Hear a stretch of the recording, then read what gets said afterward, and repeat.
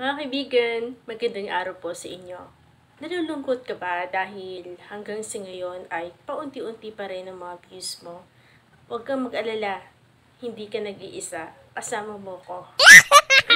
Meron talaga siguro kapag baguhan lang tayo dito sa pagiging isang content creator. Hindi natin kaagad-agad ma-achieve o hindi agad-agad na dadami yung ating mga views. Kasi bago pa lang nga tayo dito sa pagiging isang content creator. Okay? So, ang gawin lang po siguro natin ay magsipag pa po tayo na magsipag dahil sabi nga po nila ay wala pong shortcut pagdating sa pagiging isang successful na content creator. Okay? So, gawin na ho natin na inspirasyon yung mga tao na nasa paligid natin na alam po natin hindi po sumusuporta sa atin. Huwag ho tayong maniwala sa kanila. Ang gawin lang ho natin ay i-enjoy lang natin ang pagre-reels at ang paggawa po ng mga quality content.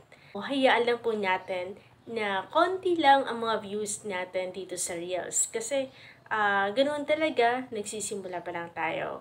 So, kailangan lang natin na magsumikap pa ng magsumikap para sa mga susunod na henerasyon, diba? Alay mo, sa mga susunod na araw ay marami na pala tayong views, diba? Sabi nga nila kapag nagpupursige ka raw sa mga bagay na gusto mo talagang ma-achieve, hindi imposible. Hindi imposible na hindi tayo magtagumpay.